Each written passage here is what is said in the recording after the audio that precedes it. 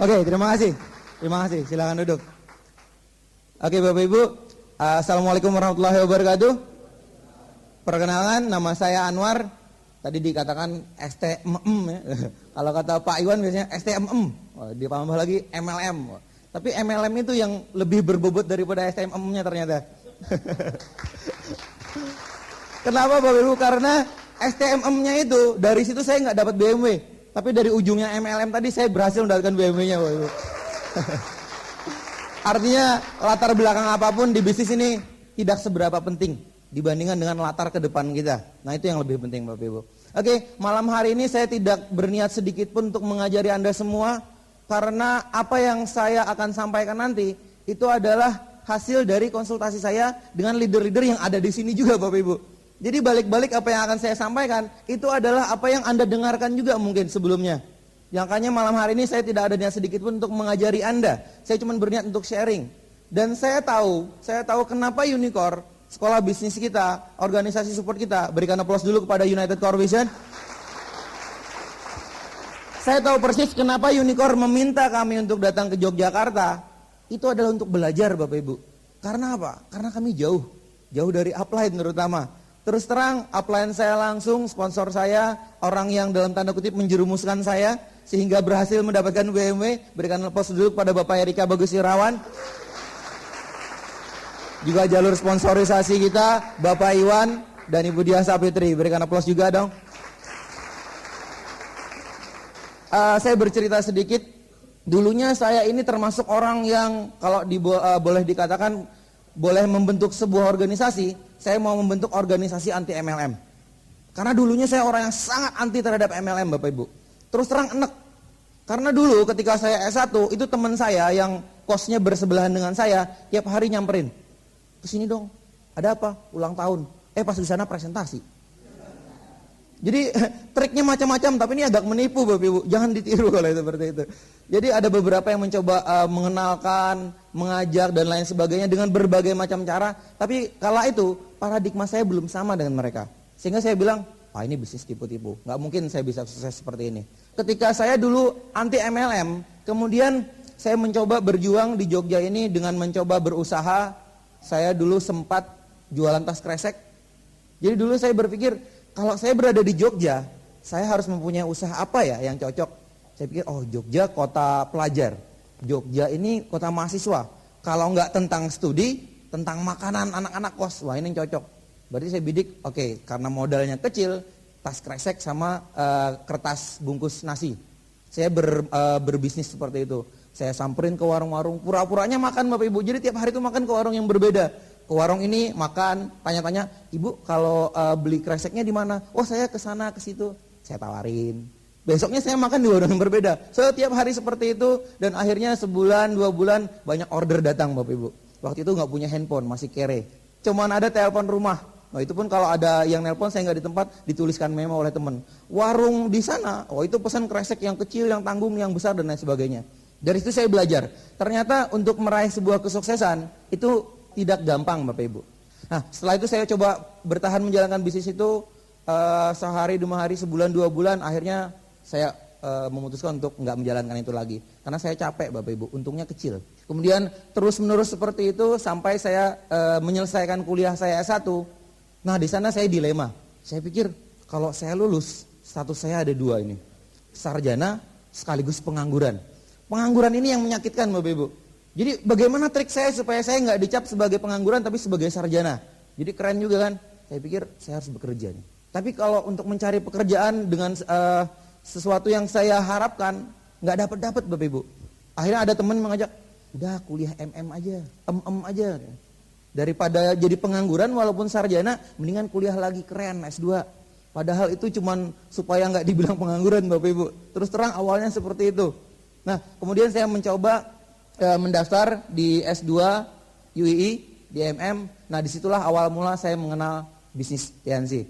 Di sana saya mencoba belajar banyak tentang dunia marketing, SDM dan lain sebagainya. Di sanalah kenal orang-orang yang sukses di depan sini, Bapak Iwan dan Pak Erika Bagus, juga Pak Wawan.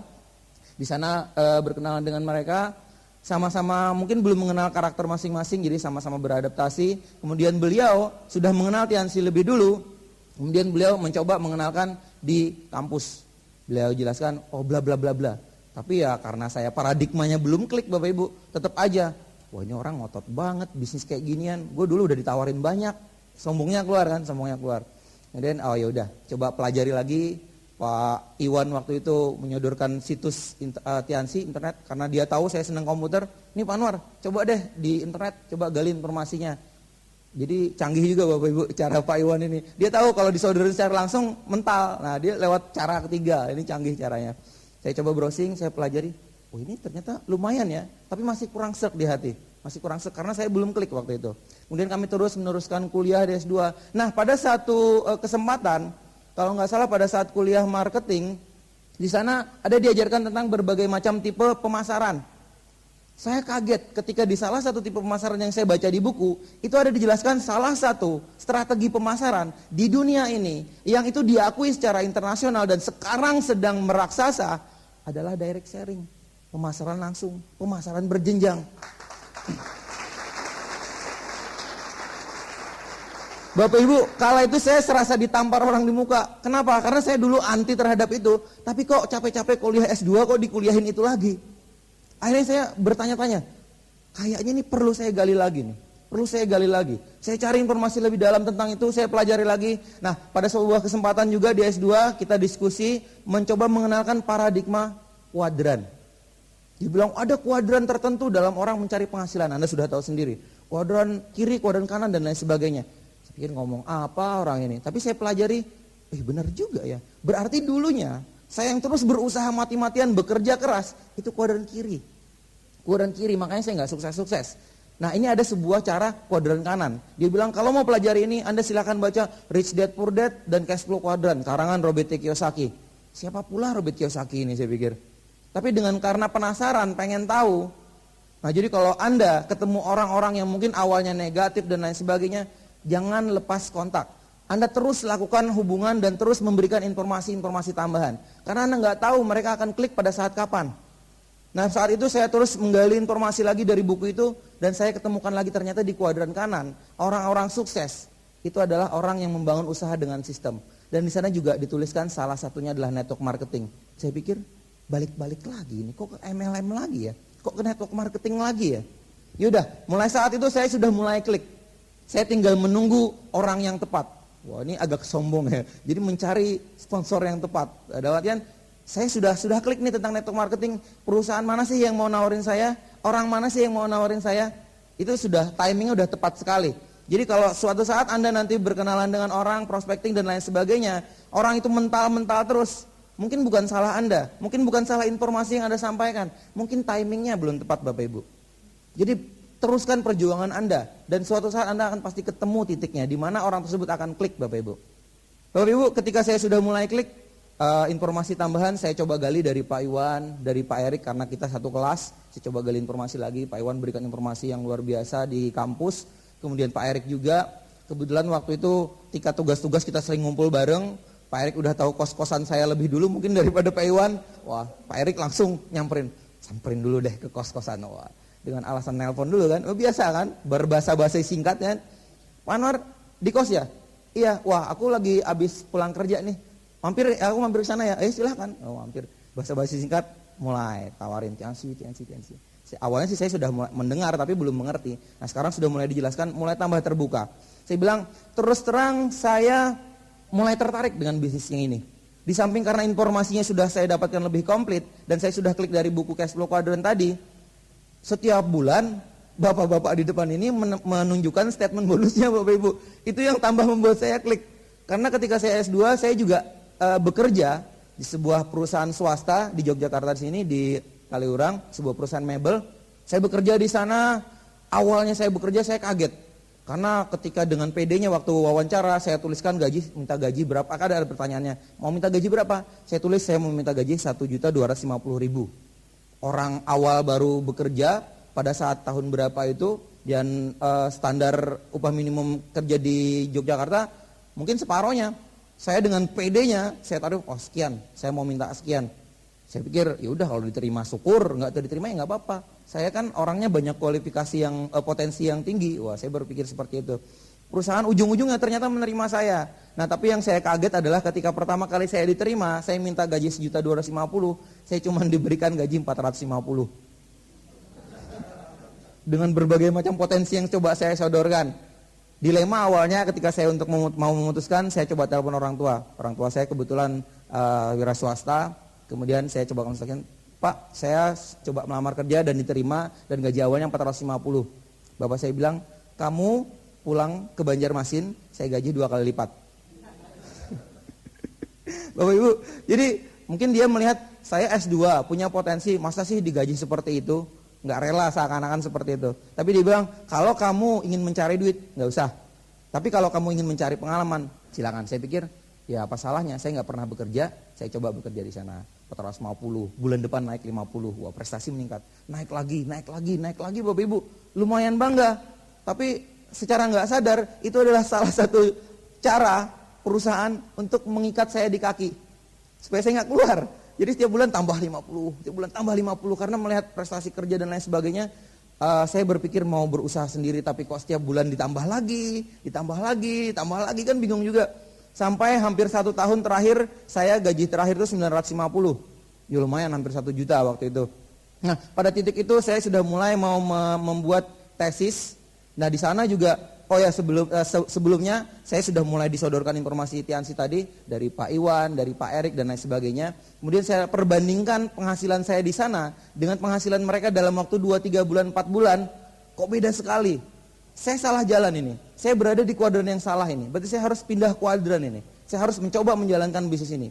Terus terang awalnya saya mungkin masih setengah-setengah untuk menjalankan Tiansi. Nah kemudian saya coba memutuskan, saya bilang, oke, saya akan bergabung. Jadi mungkin saat itu ya, kalau boleh pede nih, saat itu mungkin mereka sudah melihat bintang 8 di jidat saya mungkin.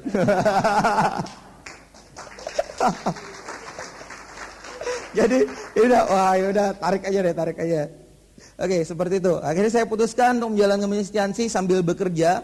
Kemudian kesibukan saya meningkat karena waktu itu dari pagi sampai sore bekerja, malamnya kuliah, menjalankan Tiansi di sela-selanya. Terus terang belum maksimal saat itu. Kemudian pada saat itu saya pikir saya harus memutuskan bekerja di kuadran kiri apa di kuadran kanan.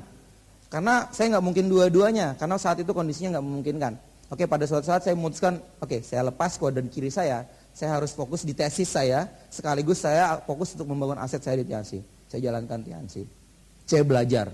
Walaupun terus terang Tiansi ini bisnis network marketing pertama saya, jadi benar-benar dari nol Bapak Ibu, benar-benar dari nol, saya nggak ngerti apa-apa, saya cuma bermodal keinginan untuk belajar. Saya belajar dari Pak Erik, saya belajar dari Pak Iwan, dari Bu Diah. Terus menerus belajar, ikut ke pertemuan, melihat orang, datang ke OPP, dari yang sendirian terus ngajak orang dan lain sebagainya.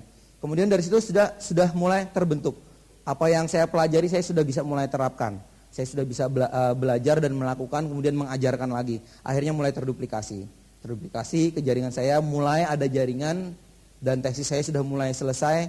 Saya akhirnya berpikir, kalau di Yogyakarta bisa sebesar ini, tidak menutup kemungkinan di kota lain juga bisa. Dan kalau di Banjarmasin belum ada orang yang mengenal Tiansi, di pikiran saya waktu itu, saya yang harus menjadi orang pertama mengenalkan bisnis Tiansi di Banjarmasin. Artinya Bapak Ibu, saya membaca buku bahwa orang yang berjiwa besar, orang yang sukses, itu melihat kesempatan dalam sebuah kesulitan. Nah di sana saya melihat Banjarmasin masih kosong ini kayaknya. Saya coba konsultasikan dengan upline, kemudian pas saya sudah selesai, saya coba kembangkan di Banjarmasin. Nah dari sana saya coba mengenalkan bisnis ini ke orang-orang di Banjarmasin. Di sana dari yang jelas dari daftar nama ya, keluarga, terus teman dekat dan lain sebagainya. Saya coba kenalkan ke kakak saya. Ada saya 3 bersaudara, kakak saya yang tertua Haji Mawardi juga seorang bintang 8. Awalnya saya bukan melirik kakak saya Haji Mawardi tadi, saya melirik istrinya. Jangan salah dulu. Dalam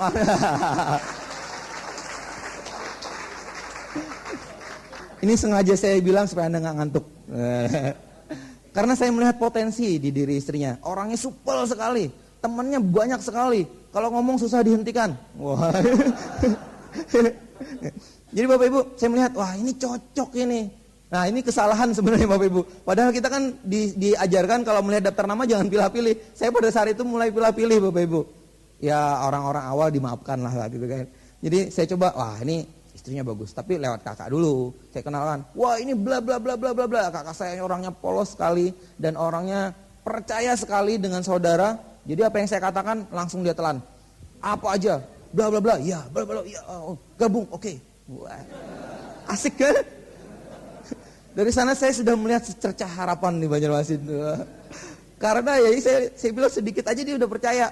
Apa sudah closing, biasa kan kita kalau closing kan jebret CD, reward TNC. Wah, ini dia BMW kapal siang. Kakak saya nggak bisa ngomong, yang lihat terus melotot. Karena apa Bapak Ibu? Dia seorang pedagang, dia sudah berwira swasta 10 tahun lebih, tapi dia belum pernah bisa membeli mobil lebih dari 100 juta, apalagi BMW. Dia pikir, ini orang berapa tahun?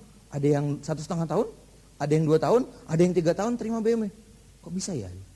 Orangnya polos dan dia teachable sekali Bapak Ibu. Dia bilang, oke, saya gabung. Tapi bagaimana caranya?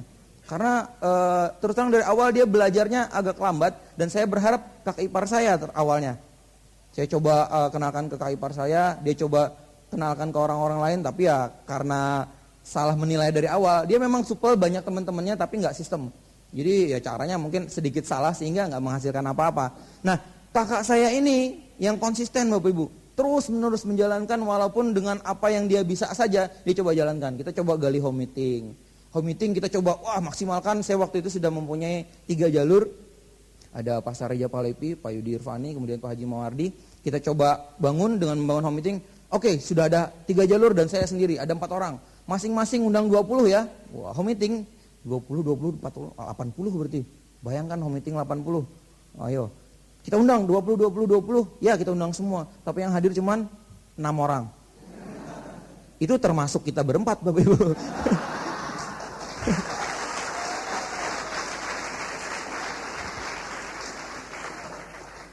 Coba jelasin. Saya dulu kan ngasih tahu. Oh bla bla bla bla bla. Oh bisa. Udah bisa kan home meeting? Bisa. Minggu depan lagi. Oke, bikin lagi. Seperti itu, meningkat lagi jadi 2 kali lipatnya 4 orang yang non-member. Terus meningkat lagi. Pada beberapa kali saya presentasi gantian, duplikasi ini kan, duplikasi. Kakak saya, coba, karena saya melihat potensinya ada, coba, baca aja nggak apa-apa. Dia baca sambil gemeter, sambil gemeter. Nah itu merupakan saya bilang, waduh ini pengalaman yang menarik sekali. Dari orang yang gemeteran awal home meeting, sekarang jadi bintang 8 Bapak Ibu. Jadi Anda nggak bisa menilai potensi orang dari awal Bapak Ibu. Anda bisa melihat potensi orang dari niatnya. Jadi Anda jangan melihat potensi orang awalnya karena bisa jadi dia punya potensi yang tersembunyi yang Anda belum melihat awalnya. Jadi terus menerus Anda gali terus Bapak Ibu, Anda gali terus. Nah, kita coba jalankan lagi dan alhamdulillah support dari upline juga sangat membantu. Kala itu Pak Erika bagus, senantiasa ke Banjarmasin bolak-balik, paling lambat 3 bulan sekali beliau ke sana dan ya biasalah kita konsultasi via telepon. Pak Anwar bagaimana perkembangan bla bla bla dan lain sebagainya. Coba seperti ini, coba seperti itu dan lain sebagainya. Coba Pak, saya akan datang bulan ini nanti kita bikin OPP Akbar. Kala itu kita sudah mulai bikin OPP, setelah bikin OPP kecil. OPP Akbar Pak, oke deh Pak. Padahal dalam hati bisa nggak ya, ragu-ragu. Tapi upline selalu memberikan semangat dan membuat keyakinan kita bertambah. Terus Pak, terus lakukan terus. Oke, saya akan undang 500 orang Pak. OPP Akbar 500. Kayaknya sayang kalau upline dari Jogja datang, yang datang cuma sedikit. Kita undang 500 Pak. Nah sayangnya waktu itu timing kita kurang tepat. Ini kalau boleh beralasan ya. Timing kita kurang tepat karena acara kita adakan sore. Malamnya itu malam Nisfu Sa'ban. Nah di Banjarmasin kalau malam Nisfu Sa'ban itu orang rata-rata ke masjid semua. Jadi orang wah pada gelisah semua. Jadi yang tadinya kita rencanakan 500 undangan, yang datang cuma 40 orang. OPP Akbar. OPP Akbar. Kalau saya yang di posisi Pak Erik mungkin agak kecewa. Katanya 500 kok datang 40. Wah, tapi berjiwa besarnya seorang upline beda Bapak Ibu. Beliau bilang yang penting sikap. Wah. Betul kan? Yang penting sikap. Dari 40 ini Pak, ini bisa menghadirkan lebih banyak orang lagi. Bayangkan kalau dari 40 ini, nanti 2 bulan kemudian masing-masing mengundang 10 aja. 40 mengundang 10. 400-an, oh benar juga ya. Terus bulan berikutnya melipat ganda lagi. Melipat ganda lagi. Betul juga ya. Terus kita fight lagi Bapak Ibu. Karena terus diberikan suntikan motivasi, kita terus termotivasi. Dan ini kita floorkan terus ke jaringan Bapak Ibu. Kita terus kembangkan di Banjarmasin. Yang saya sangat rasakan kenapa kami bisa bertahan adalah motivasi yang terus menerus dari upline. Kita terus lakukan konsultasi dan sistem berjalan di sana Bapak Ibu. Jadi sebenarnya kalau boleh kita simpulkan sementara, dimanapun Anda berada, siapapun Anda, kalau Anda terus-menerus konsultasi, dan upline Anda terus memperhatikan Anda dan memberikan motivasi, dan Anda berpegang teguh kepada sistem, dimanapun Anda berada Anda bisa jalankan Bapak Ibu. Dimanapun. Saya pernah, waktu itu saya di Banjarmasin, jaringan kita di Jogja nelpon, Pak gimana dong Pak, Bapak kan di Banjarmasin, saya gimana caranya jalanin? Nah, saya pikir kok bisa terbalik seperti ini ya? Harusnya saya yang komplain. Saya di Banjarmasin gimana caranya jalanin upline semuanya di Jogja? Kebalik kan? Nah, berarti bagaimana kita mensikapi Bapak Ibu? Saya pikir di Yogyakarta, ini Anda tinggal tunjuk. Kalau orang bilang, BMW, mana buktinya? Tuh, baru lewat satu. Tuh, satu lagi. Bulan depan beberapa lagi, gampang sekali Bapak Ibu. Kalau orang bilang, saya mau lihat tuh pertemuannya, bagaimana Tiansi di Jogja. Tinggal tunjuk, OPP mau di mana Pak? Mau hari apa Pak? Mana mau lihat orang ribuan orang, tinggal tunggu 2 bulan VS dan lain sebagainya. Enak sekali Bapak Ibu. Dulu ketika kami baru menjalankan di Banjarmasin, kami sempat iri dengan situasi. Ini nggak boleh ya sebenarnya. Kami bilang, enak ya teman-teman di Jogja, di Bandung, upline-nya banyak, buktinya banyak, sistemnya jalan, alat bantu komplit. Kita fotokopian aja syukur gitu. Awalnya kami menjalankan di sana Bapak Ibu, stokis itu cuma satu dan susah. Susahnya Anda pikirkan sendiri deh, susah seperti apa. Sampai-sampai kita tuh kalau belanja harus ke Bandung. Bukan saya yang ke Bandung, tapi kita kirim transfer uang. Waktu itu kita dibantu oleh Bu Desi Julia di Bandung. Bu, kami pesan ini, transfer, biaya kirim dan lain sebagainya. Dan setiap kali transfer pasti ada biaya kirim dan ya kalau mau untung rugi terus. Kemudian kita mencoba untuk membuka substokis. Kita konsultasikan ke upline, apa Pak buka substokis. Nah, yang saya rasakan, kenapa kami di Banjarmasin bisa mandiri Bapak Ibu? Karena kami berpegang pada sistem. Saya berpikir, oke, boleh upline saya jauh, tapi sistem saya bisa pegang. Oke, saya boleh nggak bisa konsultasi setiap saat, tapi saya bisa berkonsultasi dengan alat bantu yang disediakan oleh sistem. Dan saya yakin, sistem ini yang membuat aset saya bisa bekerja suatu saat untuk saya. Saya sangat yakin itu.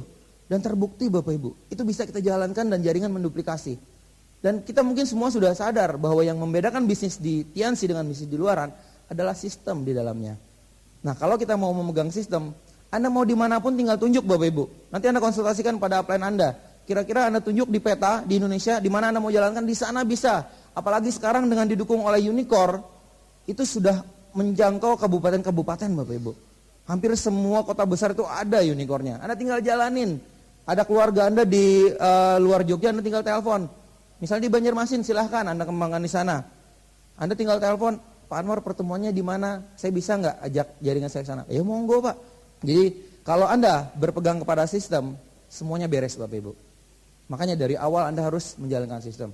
Nah, saya tahu di sini bau-bau BMW sudah banyak sekali, bau-bau kapal pesiar dan pesawat terbang sudah santer sekali.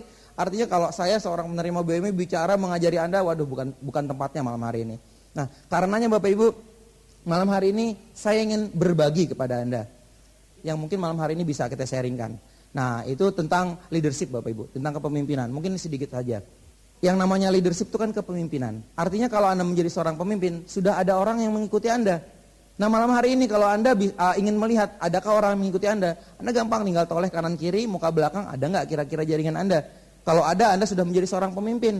Artinya Anda harus memiliki kualitas seorang pemimpin Bapak Ibu. Kira-kira kalau untuk menjadi seorang pemimpin, gampang apa susah? Susah juga Bapak Ibu. Kalau gampang mungkin setiap hari ada bintang 8 ya. Tapi kalau kita usahakan, nggak mustahil. Nah, ada seorang bijak mengatakan yang namanya susah, itu bukan mustahil. Jadi jalani aja pasti nyampe Bapak Ibu. Pasti nyampe. Nah, dan kadang-kadang prosesnya yang susah ini malah menguatkan mental kita. Mungkin pada prosesnya kita mencoba berjuang habis-habisan, sampai capek lelah, nikmati prosesnya. Karena Anda akan terbentuk Bapak Ibu. Karakter Anda akan terbentuk. Nah, malam hari ini saya akan sharing dengan Anda beberapa karakteristik seorang pemimpin yang saya dapatkan dari membaca buku, artikel, dan lain sebagainya. Mungkin ini sudah sering Anda dapatkan dari upline leader Anda, makanya Anda jangan konsultasi dari atas panggung, Anda silakan konsultasikan kepada jaringan Anda nantinya. Bapak Ibu, dari sebuah buku, dari sebuah artikel, saya membaca bahwa ternyata ada beberapa kualitas yang harus dimiliki oleh seorang pemimpin. Mungkin ada beberapa yang lainnya lagi, tapi di sini dirangkum dalam 12 kualitas seorang pemimpin. Yang pertama yang namanya pemimpin itu percaya diri, tapi tetap rendah hati Bapak Ibu. Nah apa hubungannya? Karena Bapak Ibu kadang-kadang ada juga seseorang yang percaya dirinya tinggi, tapi juga tinggi hati. Tidak rendah hati Bapak Ibu. Ini juga nggak balance. Jadi berhubungan dengan tinggi hati, ini masalah ego Bapak Ibu. Ego itu tidak peduli seberapa tinggi ego Anda atau seberapa rendah. Yang paling penting yang harus kita perhatikan adalah seberapa sehat ego Anda. Ternyata seperti itu, saya pikir benar juga ya. Kadang-kadang kita perlu mempunyai ego yang tinggi. Kita perlu pede, tapi kadang-kadang kita juga perlu rendah hati. Jadi kita yang mengontrol ego kita Bapak Ibu. Kenapa Pak? Sekali lagi kenapa? Kita kalau pede kita tinggi, tapi kita tinggi hati. Nah ini mungkin bisa terjadi di jaringan kita. Dan ini sudah pernah terjadi di jaringan saya terus terang Bapak Ibu. Jadi biasanya seperti ini kasusnya, seseorang yang mulai dari awal dia mulai melejit, entah karena seperti apa prestasinya, dia melejit, naik bintang 3, naik bintang 4, naik bintang 5, cepat sekali mengalahkan upline-upline-nya, waktunya, dia akan mulai pedenya tinggi dan hatinya juga tinggi. Teachable-nya sudah mulai kurang. Dia sudah mulai membandingkan, saya bintang 5-nya 2 bulan, upline kan 5 bulan. Hebat saya dong. Mulai Pak, pedenya tinggi bahkan ketinggian. Tinggi hati Pak. Nah itu jangan juga seperti itu. Itu artinya Anda belum bisa mengontrol ego Anda. Ya muncullah orang-orang, dan ini sering terjadi loh. Yang ketawa-ketawa sama seperti saya, berarti pengalamannya seperti itu. Banyak berarti di jaringan kita yang seperti itu. Emang sering terjadi seperti itu Bapak Ibu. Bintang 4, bintang 5, bintang 6 juga, itu sebagian masih kadang-kadang, cobalah Anda teachable spirit Anda, coba Anda tinggi lagi. Seperti itu. Tapi kalau biasanya sudah bintang 7, bintang 8, wah mulai up, ayo dong bantu dong up. Karena apa? Mulai kewalahan jaringannya gede, baru nyadar fungsi upline Bapak Ibu. Nah itu, jadi Anda harus nyadar dari awal. Kemudian yang kedua Bapak Ibu, kualitas pemimpin. Pemimpin adalah seorang pendengar yang hebat. Pendengar yang baik Bapak Ibu. Kalau kita lihat anatomi tubuh kita, kira-kira banyakan kuping apa banyak mulut? Jelas banyak kuping kan? Nah, kenapa banyak kuping? Karena kita harus lebih banyak mendengar daripada berbicara. Kalau Anda lebih banyak berbicara, hati-hati dikutuk Tuhan mulutnya 2 nanti. Oke. Itulah sebabnya kita harus lebih banyak mendengar. Dan bukan cuma mendengar seperti itu, mendengar yang baik. Anda pasti sudah membaca buku bagaimana mencari pacar dan calon mertua, bagaimana mencari kawan dan pengaruh orang lain. Anda sudah baca buku itu dan di sana diajarkan salah satu teknik listening, teknik mendengarkan. Bagaimana mendengarkan yang baik. Nah, kasus yang sering terjadi Bapak Ibu, kita terhadap jaringan kita juga kadang-kadang seperti itu. Kamu harus seperti ini, kamu harus seperti ini, kamu harus seperti itu. Pokoknya titik. Belum mendengarkan bagaimana konsultasi yang akan disampaikan, kita sudah menjudge lebih dulu karena merasa jauh lebih tahu. Kadang-kadang seperti itu Bapak Ibu. Itu juga kurang bagus. Nah, contohnya seperti ini ilustrasinya. Ada seorang ibu beserta anaknya jalan-jalan ke mall. Kemudian ibunya mengajak, kita makan dulu dong ke sana. Jalan ke sana. Ada beberapa pilihan makanan. Ibunya bilang, nah ini ada ayam goreng tepung. Ini enak sekali. Mas pesen 2 dong ayam goreng tepung. Anaknya bilang, mah saya nggak suka ayam goreng tepung. Enggak sayang, kamu suka. Ayam goreng tepung ini enak. Pesen 2, tetap 2. Pesen 2. Masuk sampai ke meja makan. Ibunya makan dengan lahapnya. Anaknya nggak makan. Jadi paha ayam fried chicken tadi cuman dioles-olesin ke sambal, diputer-puter. Ibunya sudah hampir selesai makan dan melihat anaknya kok nggak makan-makannya. Dia nanya lagi, kamu kok nggak makan sayang? Bu, saya kan udah bilang saya nggak suka. Oh enggak sayang, kamu suka, ini enak, kamu pasti suka deh, coba deh. Nah kadang-kadang kita bertindak seperti itu. Ya tadi terhadap downline, kadang-kadang lebih parahnya terhadap prospekan kita Bapak Ibu. Sering terjadi di jaringan kita juga seperti itu. Saya pernah menemani downline karena dia orang baru ya, coba kita ajarkan beberapa kali, kemudian kita coba pantau. Coba kamu deh seperti apa handling objectionnya. Dia bilang, oh saya sudah mendengarkan menghadapi kendala. Wah, ilmunya sudah lumayan kan? Sudah lumayan. Coba pas sudah pada saat handling objection, ibu yang di presentasi bilang, tapi Pak, Bu jangan tapi Bu, ini pokoknya Ibu pasti bisa. Ibu tinggal jalanin, sistemnya ada bla bla bla segala macam. Iya Mas, tunggu dulu. Saya kan enggak Bu, Ibu pasti bisa kok Bu. Saya yakin. Saya mau ngekat. Saya bilang ini kayaknya SP rendah dalam hati sih. SP rendah biarlah buat pelajaran dulu. Join syukur, enggak join ya dia jadi pelajaran. Ujung-ujungnya ya memang enggak closing Bapak Ibu. Saya berpikir dalam hati ketika pulang, apa ya kira-kira yang mau diucapkan Ibu tadi? Saya malah khawatir, jangan-jangan ibunya bilang, tapi mas saya nggak punya uang cash.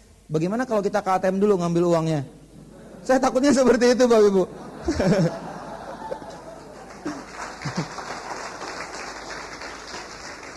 Karena teknik listeningnya parah, teknik mendengarnya salah, sehingga hasilnya juga tidak sesuai yang kita harapkan Bapak Ibu. Sayang sekali kalau seperti itu.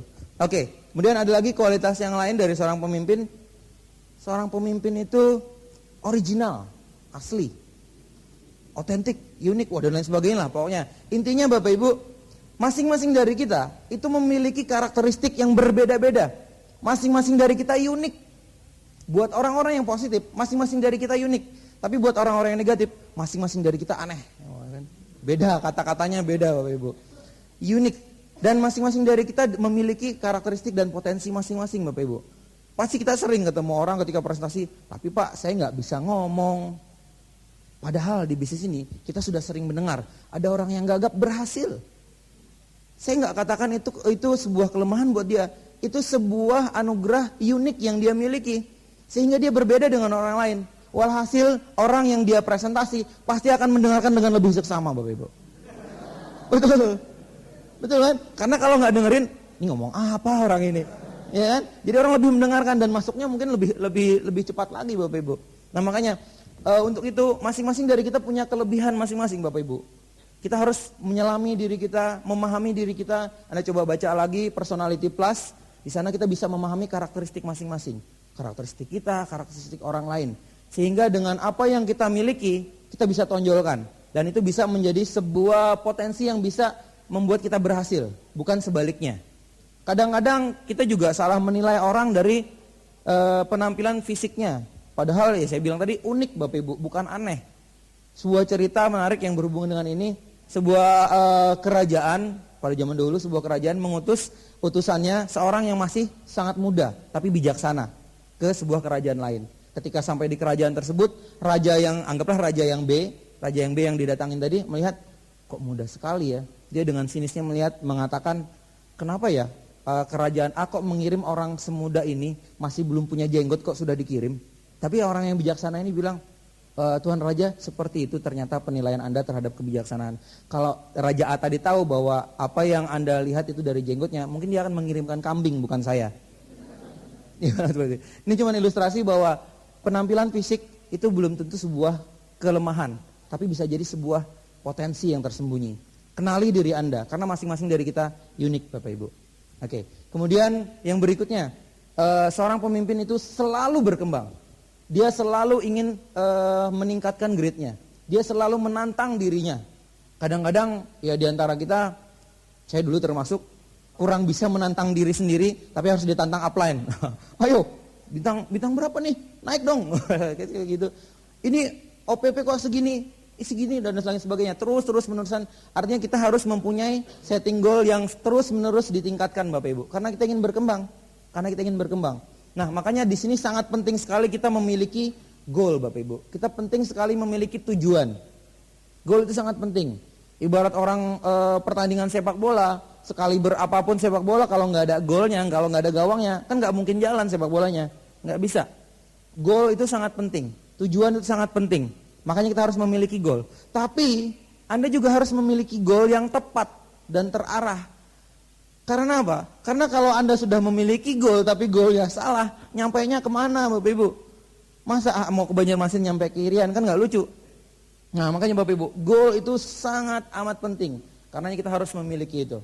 Kemudian seorang pemimpin itu pasti memiliki visi dan misi. Kita sudah sering tahu bagaimana visi Ibu Diah Sapitri dan Pak Iwan mengembangkan TNC di Yogyakarta dan seluruh Indonesia. Bagaimana visi Pak Luis untuk menghasilkan leader-leader tangguh di Indonesia. Bagaimana visi dan misi Mr. Lee Jin Yuan untuk menyehatkan umat manusia dan sejahterakan masyarakat.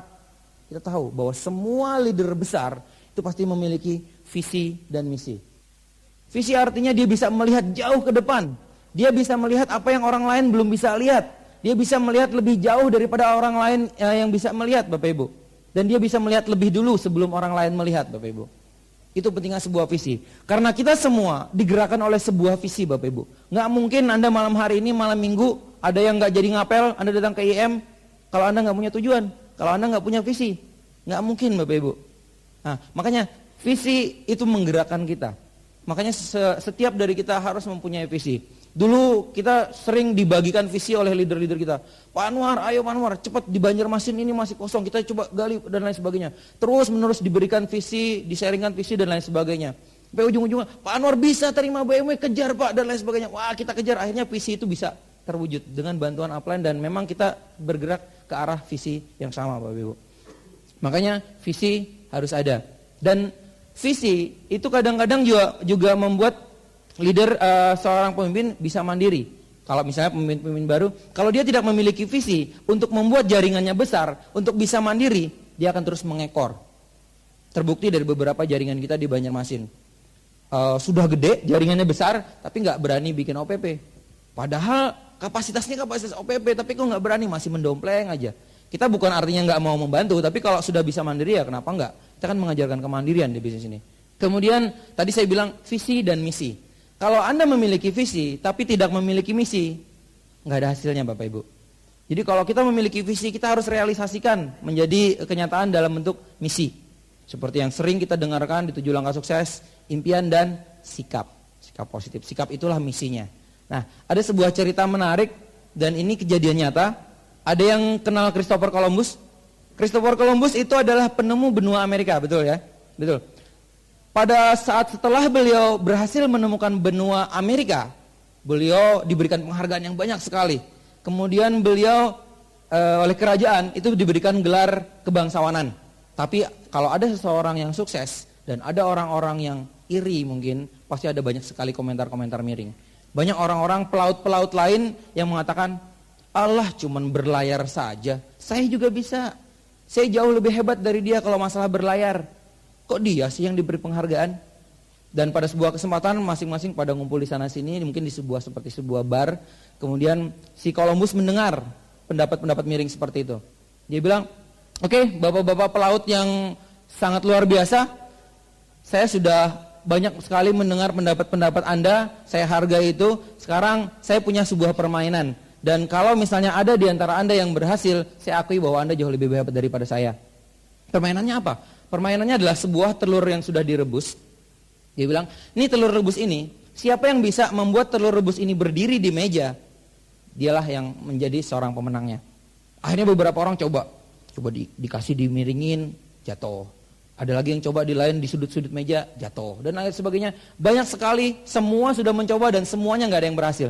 Akhirnya mereka menyerah. Oke deh, sekarang bagaimana caranya untuk membuat telur rebus ini bisa berdiri?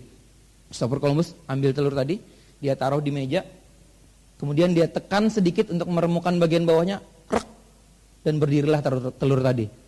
Kalau kita lihat, simpel sekali ya. Dan itu juga ternyata pendapat orang-orang tadi. Itu mah anak kecil bisa. Kamu nggak bilang kalau itu bisa diiniin. Kalau cuma seperti itu, aku nyuruh anak-anak 5 tahun juga bisa yang seperti itu. Terus Christopher Columbus dengan bijaksana mengatakan apa? Betul, caranya gampang sekali dan mudah sekali. Dan saya yakin, seyakin-yakinnya bahwa Anda bisa.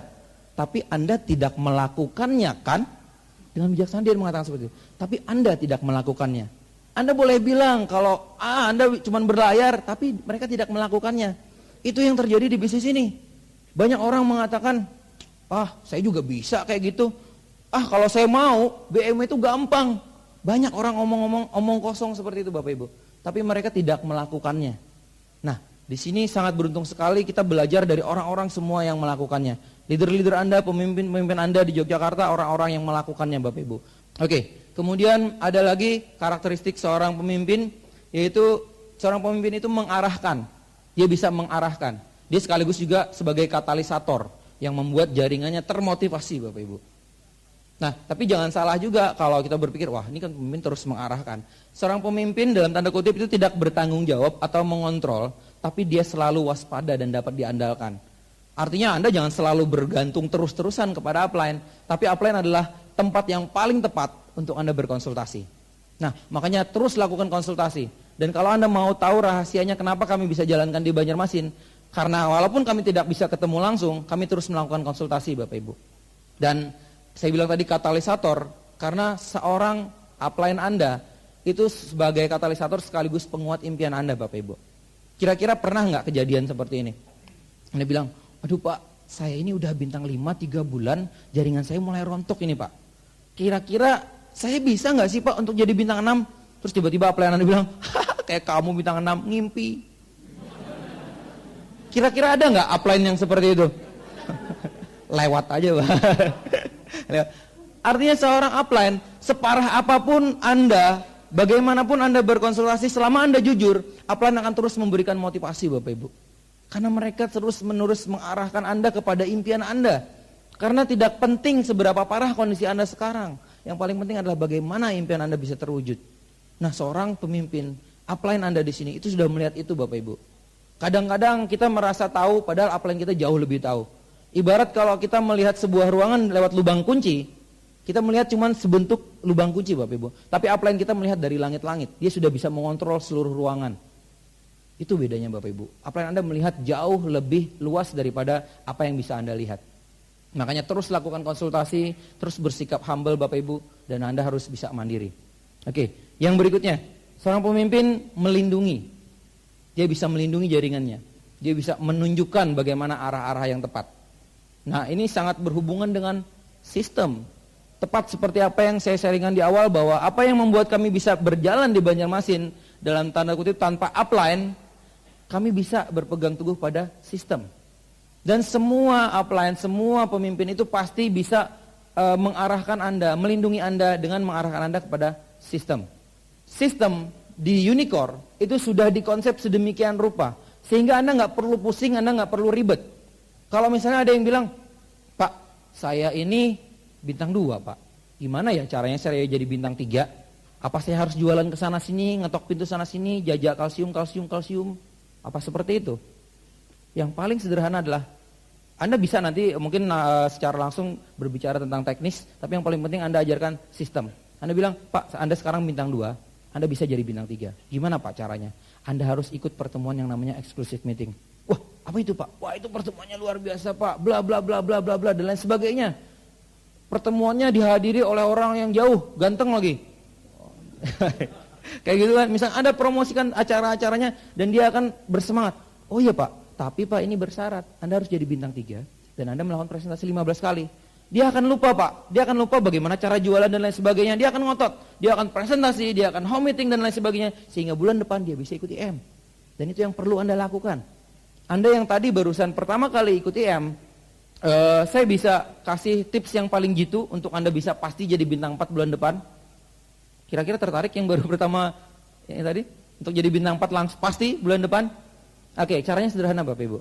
Hari ini, kalau Anda masih sendirian datang ke IM, bulan depan pastikan Anda mengajak 4 jalur berbeda ikut IM. Betul? Pasti Bapak Ibu. Anda pasti menjadi seorang bintang 4 minimal. Karena 4 jalur yang berbeda ya otomatis Anda bintang 4. Iya kan? Nggak usah dipikir lagi Bapak Ibu. Dan yang berbeda adalah dibandingkan dengan Anda menghasilkan 4 orang bintang 3, berbeda dengan dibandingkan dengan Anda menghasilkan 4 orang yang ikut IM. Yang ikut IM ini pasti melakukan. Mereka adalah orang-orang ujung tombak Anda. Mereka adalah pelaku di lapangan. Seorang bintang 3 belum tentu presentasi Bapak Ibu. Tapi seorang yang ikut IM itu pasti melakukan presentasi. Dan Anda sudah tahu mungkin reward-reward yang baru, cara cepat mendapatkan bonus di TNC. Kalau misalnya 2 bulan Anda bisa menelurkan menghasilkan bintang 5, si bintang 5 terima reward, Anda juga terima reward, sudah tahu seperti itu ya. Nah, bagaimana kalau Anda ingin mendapatkan reward seperti itu? Bulan depan Anda ajak orang baru 4 jalur yang ikut IM, bulan berikutnya duplikasikan. Anda jadi bintang 4, bulan depannya Anda jadi bintang 5. Anda terima reward, upline Anda yang bantu juga terima. Gampang Bapak Ibu. Jadi yang namanya sistem itu sudah dikonsep, Anda tinggal ngikuti. Yang paling gampang adalah Anda tinggal ikuti pertemuan-pertemuan bersyarat. Pertemuan bersyarat ini untuk mempermudah kita. Karena kadang-kadang jaringan kita, terutama yang baru kadang-kadang mikir, aduh sudah bintang 3 disuruh presentasi. Padahal ikut IM kenapa salahnya sih nggak presentasi. Kadang-kadang ada yang mulai menawar. Dan kalau Anda tidak memiliki integritas yang tinggi, kadang-kadang Anda mungkin membolehkan. Udah berapa kali sih presentasi? Ya 9 kali adalah, cuman kurang 6 kok. Oh ya udahlah, diam-diam ya tapi ya. Nah ini sudah mulai keluar dari sistem Bapak Ibu. Nanti Anda konsultasikan kepada upline Anda. Jadi pertemuan bersyarat itu membuat kita tahu persis bagaimana step-step kita untuk mencapai peringkat-peringkat berikutnya dengan cara sistem. Ikuti saja Bapak Ibu. Core leader weekend, Anda ikuti syarat-syaratnya. Core person, Anda harus jadi seorang core person, jadi core leader dan lain sebagainya. Oke, nah seorang pemimpin itu terus-menerus mengarahkan jaringannya sesuai sistem. Dan dia terus melindungi Bapak Ibu. Melindungi seperti apa contohnya? Nah, melindungi seperti ini karena kadang-kadang dalam bisnis kita kan bisnis sumber daya manusia sebenarnya. Bagaimana kita berhubungan dengan manusia. Kadang-kadang ada orang yang ngeyel, ada orang yang salah tapi nggak mau dibenerin dan lain sebagainya. Dari awal kita sudah terapkan ke sistem.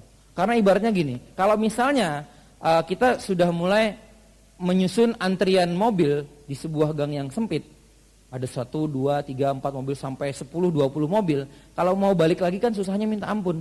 Tapi kalau baru 1 mobil, kita arahkan, oh salah ini, coba belok sana, itu gampang Bapak Ibu. Makanya untuk menjalankan sistem di jaringan kita harus benar-benar dari awal. Karena kalau tidak dari awal, wah susah Bapak Ibu. Oke, yang berikutnya seorang pemimpin mau berubah. Jadi dia bukan orang yang selalu nyaman dengan posisi tertentu. Artinya dia terus-menerus ingin meningkatkan grade-nya. Dia terus-menerus mau berubah. Dan saya diajarkan untuk berubah, caranya cuma 3 dan ini terus-menerus berkesinambungan. Yang pertama adalah learn, yang kedua do, yang ketiga teach. Yaitu belajar, lakukan, dan ajarkan. Belajar, lakukan, ajarkan. Belajar, lakukan, ajarkan. Belajar lagi dan seterusnya dan seterusnya. Terus menerus seperti itu. Dengan cara seperti itu kita pasti berubah Bapak Ibu. Oke. Nah, saya membaca sebuah buku karangan Reza M. Syarif, kalau nggak salah judulnya Going to be the Richest. Untuk perubahan ada beberapa kosa-kosa kata yang dia gunakan dan menarik menurut saya. Dia bilang seperti ini. Nah, untuk berubah kita harus mau berubah dari yang tadinya menjadi seorang pengekor menjadi seorang pelopor. Mungkin awalnya ya semua kita pasti menjadi seorang pengekor awalnya kita terus-menerus belajar, minta bantu presentasi dan lain sebagainya. Tapi kita belajar dari sistem. Kita belajar dari sistem, kemudian akhirnya kita bisa mandiri seperti tadi, learn, do, teach. Akhirnya pada saat titik mandiri tertentu kita bisa mengajarkan lagi. Nah, disitulah kita berubah dari seorang pengekor menjadi seorang pelopor. Ada kata lainnya, dia bilang kita harus berubah dari seorang penonton menjadi seorang penuntun. Jadi kalau yang tadinya kita cuma nonton aja, apalagi mungkin teman-teman di sini sering melihat orang yang kerjanya cuma nonton aja nggak ngapa-ngapain, tapi berharap banyak. Nah, kalau kita ingin sukses, jangan menjadi penonton, tapi harus menjadi penuntun. Caranya seperti apa? Ya dengan melakukan. Karena setelah kita melakukan, kita tahu caranya dan kita bisa mengarahkan, kita bisa menjadi penuntun buat jaringan kita. Sekali lagi kemandirian Bapak Ibu. Oke, yang berikutnya. Kita harus berubah dari seorang pengamat menjadi seorang pengamal. Jadi kalau yang tadinya cuma ngamati aja, gimana sih cara kerjanya? Oh gitu toh. Terus gimana lagi? Oh seperti itu. Kalau seperti ini gimana? Anda mengamati terus tapi nggak jalan-jalan, tetap nggak ada hasilnya. Dan ini banyak terjadi di luar sana Bapak Ibu. Saya pernah ketemu orang, saya coba presentasi Tiansi, bla bla bla bla. Dia bilang, haha Tiansi, 3 tahun yang lalu saya sudah mengamati. Dan ternyata lumayan bagus. Saya amati dari tahun ke tahun memang berkembang. Dongkol juga saya, Pak hasil pengamatan Anda hasilnya apa? Ya kan? Kalau mengamati bisa dapat BMW, saya juga ikut mengamati aja. Tapi karena mengamati aja nggak dapat apa-apa, ya udah saya berubah dari pengamat menjadi pengamal. Anda yang harus mengamalkan, Anda yang harus melakukan Bapak Ibu. Kemudian, Anda harus berubah dari seorang pengamin menjadi pengaman. Jadi kalau ibaratnya apa ya, ora et labora, berdoa dan beramal, berdoa dan berusaha. Jadi kalau Anda cuman amin, ya Tuhan, saya ingin dapat BMW, amin. Atau yang lebih parah, kita biasa sering ketemu teman-teman kita, udah teman akrab, tadinya sudah kesana kemari bareng, tapi ketika ditawarin Tiansi, oh ini bla bla bla, aduh kejauhan, yang kecil-kecil aja. Tapi saya ini bisa dapat BMW, amin. Dia cuma bilang amin. Aminnya sinis Bapak Ibu. Mending kalau aminnya tulus ikhlas, ya mendoakan ini, amin. Bener saya bisa dapat ini, ya amin. Kayak gitu aja, pokoknya kalau lu dapat, gua ngikutnya mending ngikut join, ngikut nebeng di mobil. Udah negatif mau ikut BMW, enak aja kan.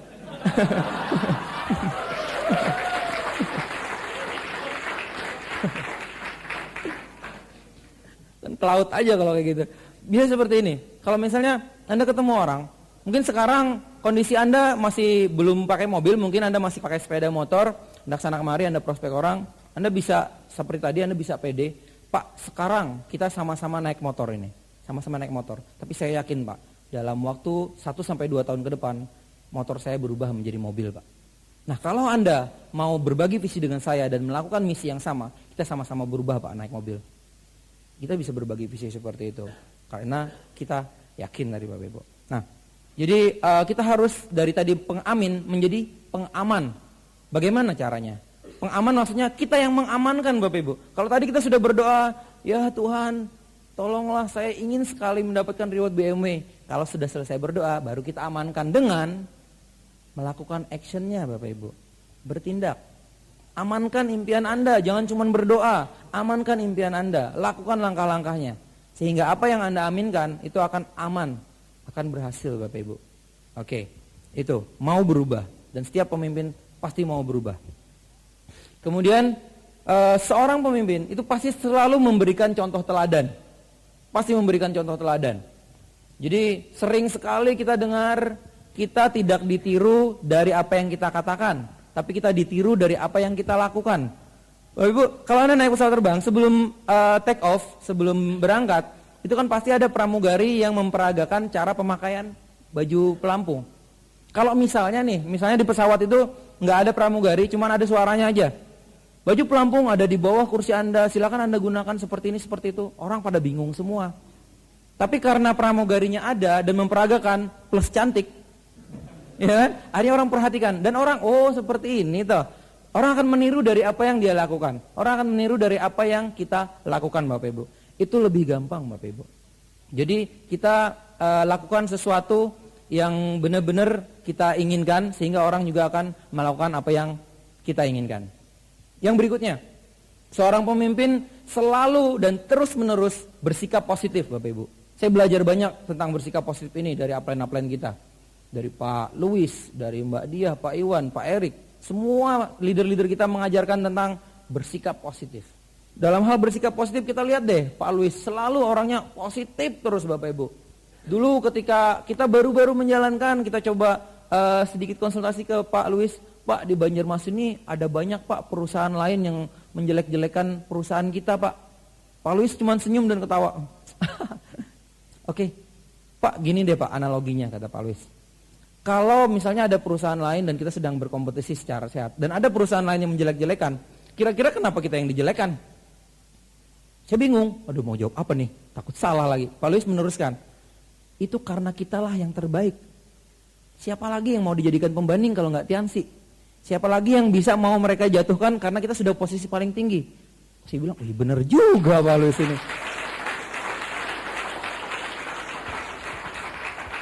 Kan kalau misalnya ada perusahaan yang kecil banget, siapa yang mau noleh? Orang lihat juga kagak kan? Nah itu makanya. Kemudian Thomas Alva Edison, ini salah satu sosok tokoh sukses yang juga sangat bersikap positif Bapak Ibu. Saya baca dari buku John C. Maxwell tentang kepemimpinan. Dia katakan bahwa pada sebuah kejadian pada usianya 67 tahun sudah mulai banyak penelitian-penelitian yang dia hasilkan. Pada saat itu ternyata ada salah satu labnya, laboratoriumnya terbakar Bapak Ibu. Dan banyak penelitian-penelitiannya yang sudah berhasil maupun yang baru dilakukan itu kebakar habis di sana. Dan dia memanggil anaknya. Dia panggil anaknya, kalau nggak salah namanya Charles.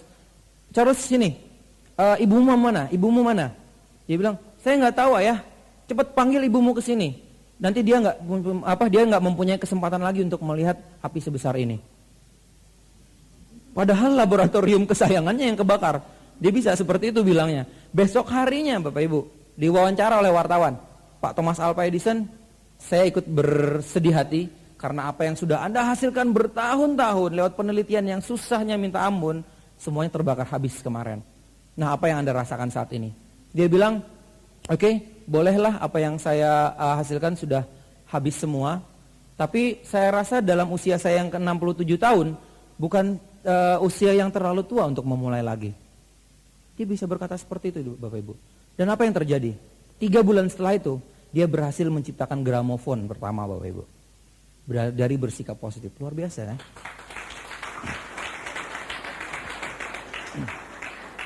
Jadi Bapak Ibu, kita harus senantiasa bersikap positif dalam kondisi seperti apapun. Yang penting sikap Bapak Ibu, yang penting sikap. Karena setiap kali kita memfokuskan kepada hal-hal yang positif itu yang akan terjadi. Sebaliknya juga, kalau kita berfokus kepada hal-hal yang negatif itu yang akan terjadi. Di Jogja dulu saya pernah ketika masih kos sama teman-teman, udah malam, malam kok lapar ya, mau makan di mana ini kira-kira? Oh iya, kayaknya di warung kucing sana itu masih buka. Terus ada teman yang satu nyeletuk, alah udah jam segini. Aku tuh setiap kali kalau ke sana malam itu nasinya pasti habis. Tiap kali deh ke sana. Dan ketika kami ke sana benar-benar membuktikan ternyata habis. Dan yang sangat kesian sekali, habisnya adalah ketika kami ambil dan pada saat giliran dia, itulah pada saat habisnya.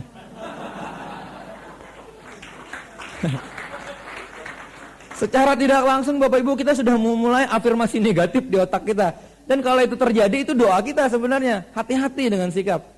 Teruslah bersikap positif Bapak Ibu. Terus bersikap positif di pada kesempatan apapun. Sehingga hal-hal positif akan terus mendatangi Anda. Oke, seperti itu. Kemudian yang berikutnya, seorang pemimpin akan terus-menerus belajar. Jadi nggak ada kata mentok dalam hal belajar Bapak Ibu. Seorang Pak Luis yang sudah diamond juga pasti belajar Bapak Ibu. Ketika pada sebuah kesempatan saya ke Bandung, saya bilang, Pak saya boleh nggak main ke rumahnya? Boleh, tapi pagi ini saya masih ikut seminar. Saya bilang Pak Luis ikut seminar, belajar juga ternyata diamondnya.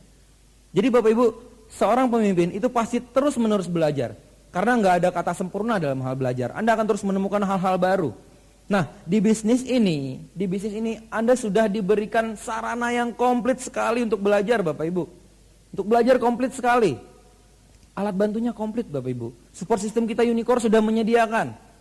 Kalau ada yang bilang, Pak saya belum tahu tuh caranya presentasi seperti apa, Anda tinggal datang ke OPP, belajar di sana. Anda tinggal mungkin nonton VCD, ada juga di sana. Anda mungkin tinggal baca buku-bukunya, juga bisa di sana.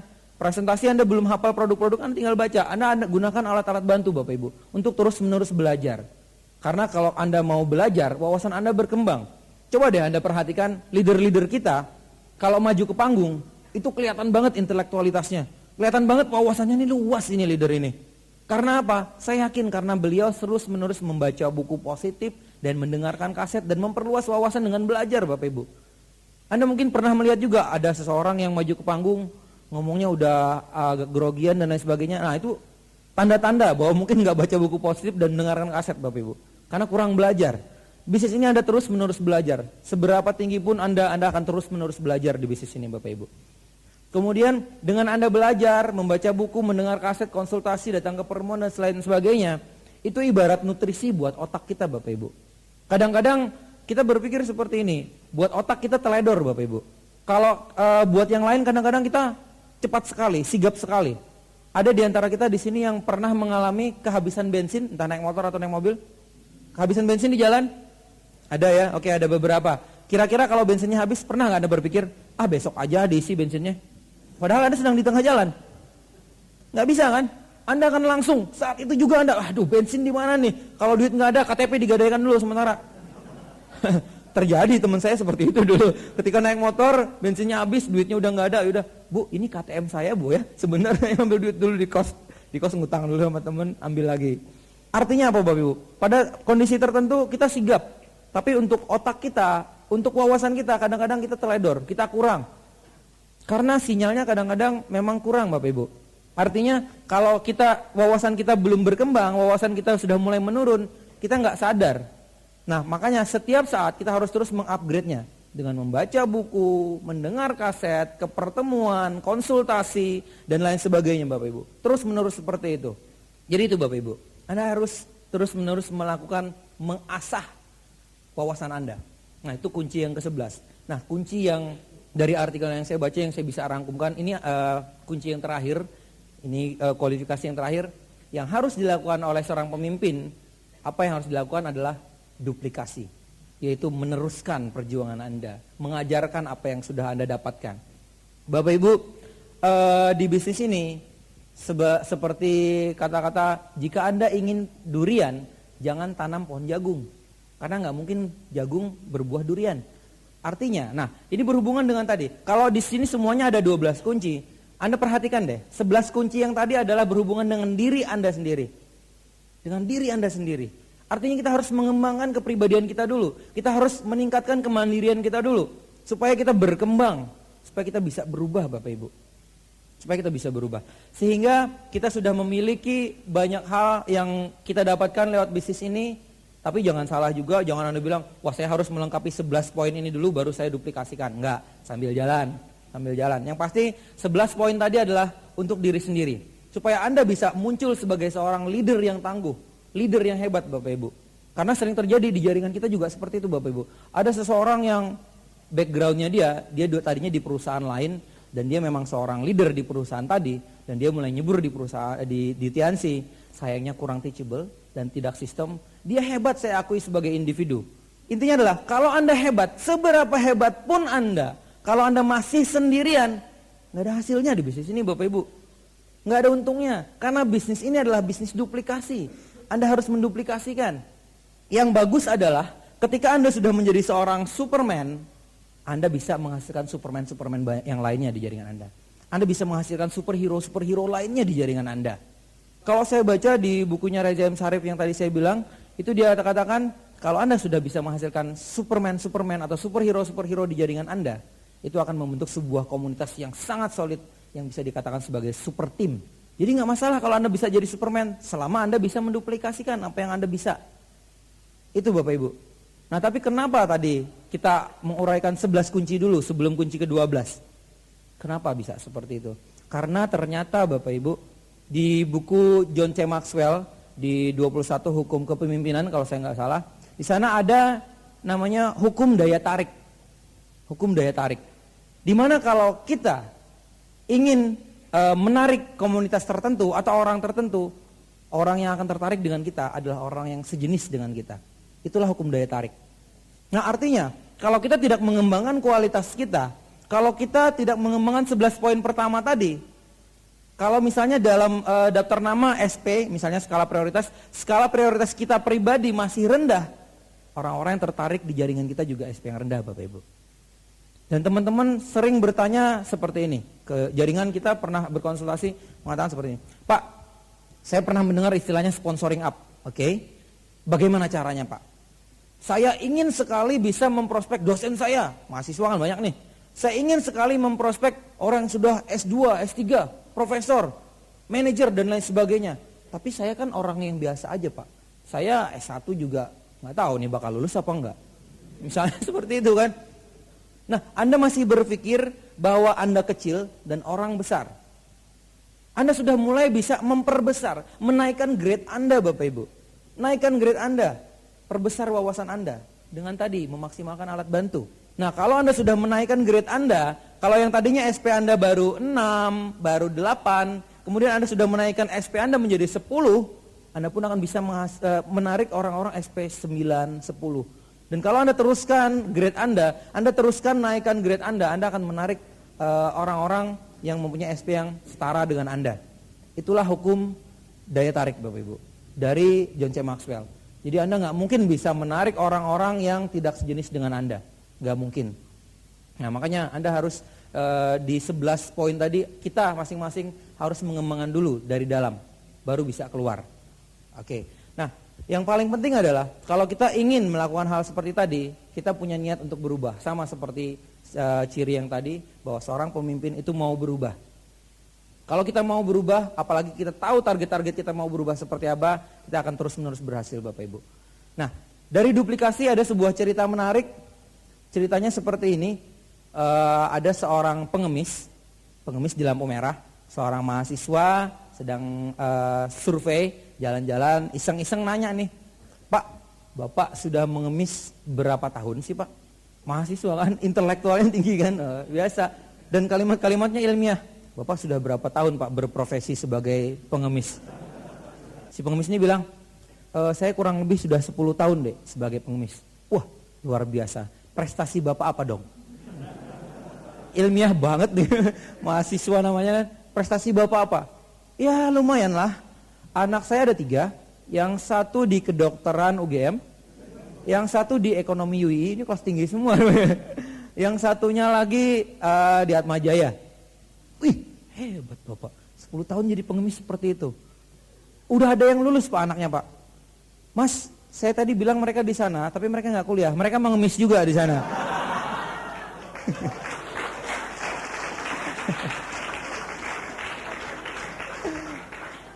Ini contoh duplikasi yang tidak benar. Jangan diduplikasi seperti itu. Ada sebuah kuesioner menarik di bukunya John C. Maxwell. Dia bilang, coba Anda ingat-ingat, masing-masing dari kita coba jawab dalam hati deh. Kira-kira Anda ingin orang seperti apa yang Anda ajak kerjasama menjadi jaringan Anda di aset Anda di Tiansi?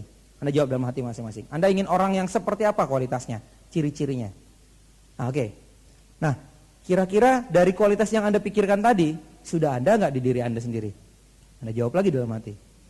Kalau sudah ada, selamat, Anda tinggal meneruskan usaha Anda. Kalau belum, Anda ngimpi Pak. Artinya, hukum daya tarik kembali berlaku Pak.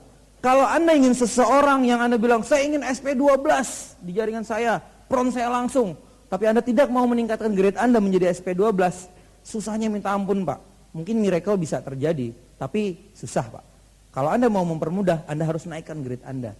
Nah, berubah. Yang penting keinginan untuk berubah. Kalau kata Agim, kalau mau berubah, mulailah dari hal yang kecil, mulailah dari diri sendiri, mulailah dari sekarang. Nah, tepat sekali itu Bapak Ibu. Yang penting kita mau berubah, kita mau merubah diri kita, dan kita bisa menduplikasikannya. Ada sebuah prosa atau apa yang pasti seperti ini, kalimat-kalimatnya seperti ini. Dulu saya pernah mempunyai cita-cita ingin mengubah dunia ketika saya waktu muda. Seiring dengan waktu, kok dunia sepertinya tidak mau berubah juga. Usia saya bertambah dan saya memperkecil impian saya untuk mengubah lingkungan saya. Dan kondisi tubuh saya semakin lemah, tapi lingkungan tetap tidak mau berubah. Saya perkecil lagi impian saya untuk merubah keluarga saya. Dan walaupun saya sudah beranjak tua, ternyata keluarga saya tetap tidak mau berubah. Dan di akhir ajal saya menjelang, saya berpikir untuk merubah diri saya sendiri. Dan ketika saya memutuskan untuk merubah diri saya, merubah sikap saya, merubah paradigma saya, kok serasa lingkungan saya, keluarga saya berubah. Kok sepertinya dengan saya merubah keluarga saya, lingkungan saya ikut berubah. Dan kalau saya bisa merubah lingkungan dengan cara ini, otomatis dunia saya juga bisa berubah. Artinya kalau Anda mau melakukan perubahan dari sekarang, Anda bisa merubah banyak nasib orang-orang di luar sana Bapak Ibu. Dimulai dari Anda.